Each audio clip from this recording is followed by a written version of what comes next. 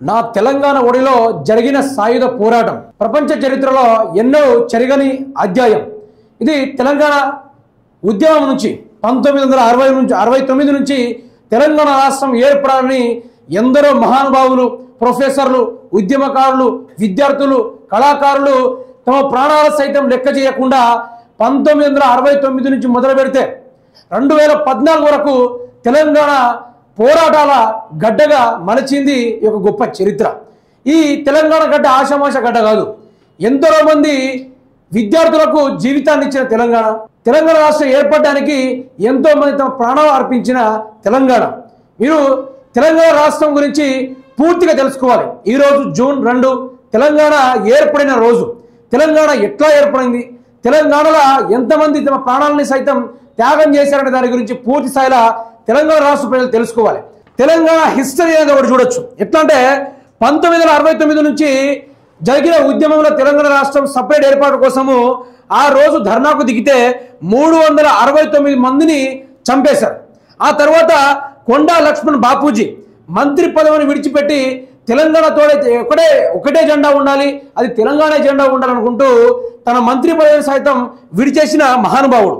అదేవిధంగా తెలంగాణ ప్రజా సమితి పార్టీ పెట్టి 10 మందిని పార్లమెంటుకు పంపిండు మన మర్రి చెన్నారెడ్డి గారు. ఆ రోజు నుంచి మొదలైంది అసలు చరిత్ర, అసలు యొక్క ఉద్యమం. బుల్లెట్ తాకినా కూడా నిలబడ్డాడు గడ్డం వెంకట్. కర్ణాటకలో పుట్టిన తెలంగాణ ఉద్యమంలో తోవ చూపించిన కాళోజీ పెన్ను పేపర్ బట్టి 3 కోట్ల ప్రజలకు గొంతయ్యిండు.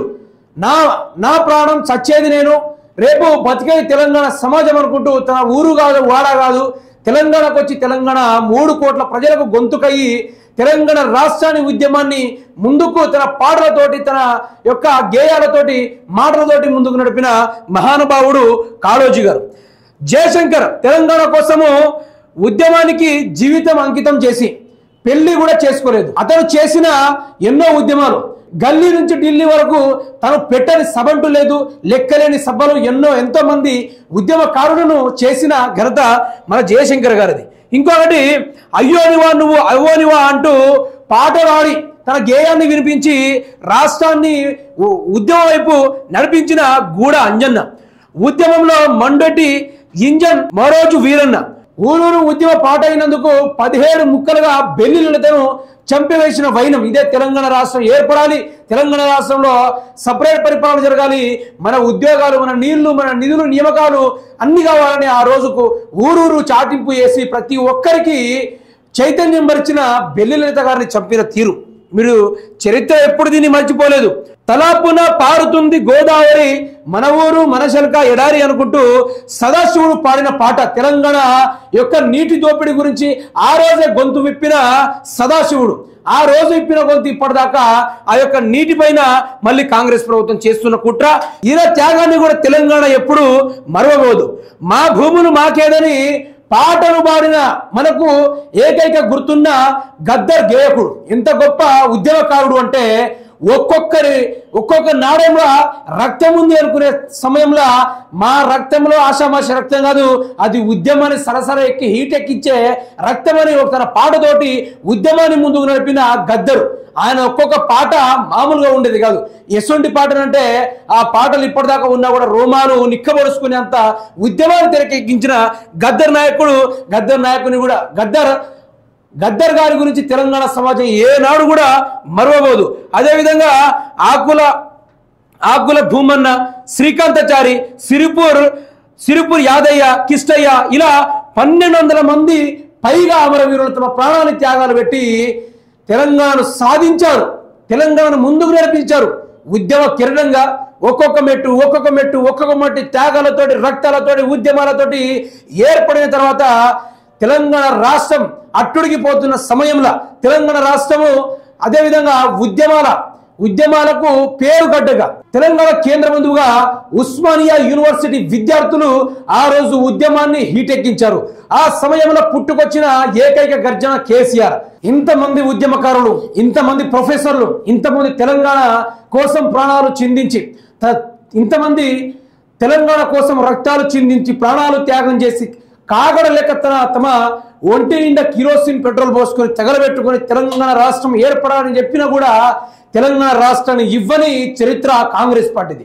ఆ టైంలో ఉస్మానియా విద్యార్థులు ఉద్యమాన్ని హీటెక్కించే ఆ టైంలో నిజంగానే చూసుకుంటే మిత్రులారా, నిజానికి ఒకటి తన ప్రాణాన్ని సైతం లెక్క చేయకుండా చావు నోట్ల తలబెట్టి తెలంగాణ రాష్ట్రం కోసం తెలంగాణ రావాలి, కేసీఆర్ అనే జాబర్ నినాదంతో ఆయన దీక్షను వన్ని తెలంగాణ రాష్ట్రాన్ని ఏర్పాటు చేయడం కోసం తను ఎన్నో ఉద్యమాలు చేసి తెలంగాణ రాష్ట్రం కోసము తన ప్రాణాన్ని సైతం త్యాగ చేయడానికి కూర్చుని నిరాహార దీక్ష చేసి తెలంగాణ రాష్ట్రాన్ని కైవసం చేసుకున్న ఏకైక నాయకుడు కేసీఆర్ గారు.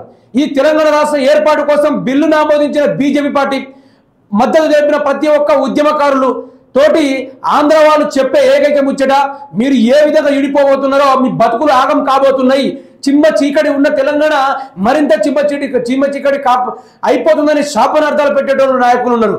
మీకు ఒక్క రూపాయి కూడా ఇచ్చేది లేదనుకుంటూ తెలంగాణ రాష్ట్రాన్ని మాటలతోటే గెదిమిన కిరణ్ కుమార్ రెడ్డి మాటలు మీరు ఉంటాడు. ఇలాంటి ఎన్నో అవమానపడ్డ తెలంగాణని 10 ఏళ్ల పాలనగా తెలంగాణ రాష్ట్రం అంధకారంలో మునిగిపోతున్న తెలంగాణ రాష్ట్రాన్ని కాంతి జ్వాలలతోటి వెలుగు నింపింది గత బీఆర్ఎస్ ప్రభుత్వం. తెలంగాణ రాష్ట్రంలో 1 పథకాల 2 పథకాల వలస వెళ్లిపోయిన ప్రాంతాలకు, వలస వెళ్లిపోయిన రైతన్నులకు, వలస వెళ్లిపోయిన ప్రజలకు, తెలంగాణ రాష్ట్రం డొక్కు పక్క చిక్కిన ఆవులకు, పశుగ్రాసం లేకుండా నీళ్లు లేకుండా చనిపోతున్న జీవరాశులకు, పక్షులకు ప్రతి ఒక్కడికి ప్రాణం పోసిండు కేసీఆర్. కాళేశ్వరాన్ని కట్టి రైతులకు రైతు బంధుని ఇచ్చి 24 గంటల కరెంట్ని ఖరారు చేసి తెలంగాణ రాష్ట్రంలో అభ్యున్నతకు ముందు నడిపించడానికి కేసీఆర్ గారు చేసిన ఎన్నో కార్యక్రమాల వల్ల వలస వెళ్ళిన ప్రాంతం పరిగిని వదిలి వలస వెళ్ళిన ప్రతి ఒక్క వ్యక్తి, ప్రతి ఒక్క కూలీ, ప్రతి ఒక్క రైతన్న ఈరోజు తెలంగాణ రాష్ట్రంలో ఉంటూ బీడు బారిన పొలాల చిలకలను, నిర్రబారిన చిలకలను కూడా సాగు చేసి మిలియన్ మెట్రిక్ టన్నుల రైస్ని ఈరోజు ప్రొడ్యూస్ చేస్తున్న తెలంగాణ రాష్ట్ర ప్రభుత్వం. Green revolution, blue revolution, white revolution ఇలాంటి రెవల్యూషన్ పెట్టి ఎన్నో విధాలుగా వ్యవసాయాన్ని ముందు నడిపిస్తే అన్ని రంగాల అభివృద్ధికి నోచుకుంటుందని కేసీఆర్ గారు ఆలోచించిన యొక్క ఆ వైనం గొప్పది. తెలంగాణ రాష్ట్రం ఏర్పడక ముందు కేసీఆర్ గారు ఏ ప్రాంతానికి వెళ్ళినా, ఏ ప్రాంతాన్ని చూసినా కూడా అక్కడ ఏ ఊరు వాడ చూసినా కూడా చెల్లా చెదరై ఉండేది. ఎక్కడో ముసలోళ్ళు, ఏదో విధంగా చాతగాని వాళ్ళు మాత్రమే ఊళ్ళలో ఉండే తరుణంలో, ఆ తరుణంలో వలస వెళ్ళిన ప్రాంతాలను ఏ విధంగా తీసుకురావాలన్న గొప్ప ప్రణాళిక వేసింది కేసీఆర్ గారు. అటువంటి ఈరోజు తెలంగాణ ఏర్పడింది 10 ఏళ్ల బ్రహ్మాండంగా అభివృద్ధి అయినప్పటికీ ఇది యొక్క తెలంగాణను కేసీఆర్ ను మించి అభివృద్ధి చేస్తా అని చెప్పిన రేవంత్ రెడ్డి జై తెలంగాణని కొట్లాడిన ప్రతి ఒక్క ఉద్యమకారులు అటువంటి జై తెలంగాణని చెప్పడానికి నోచుకోలేని దళితుల లెక్క, సన్నాసుల లెక్క తెలంగాణ రాష్ట్రంలో ముఖ్యమంత్రి అయిన రేవంత్ రెడ్డి గురించి ఈరోజు తెలంగాణ సమాజం తిట్టుకుంటుంది. ఇది నేనన్న ముచ్చట కాదు, తెలంగాణ సమాజం అంటున్న ముచ్చట. జై తెలంగాణ అనడము చాతగాని తరం రేవంత్ రెడ్డిది, చాతగాని తరం కాంగ్రెస్ పార్టీది.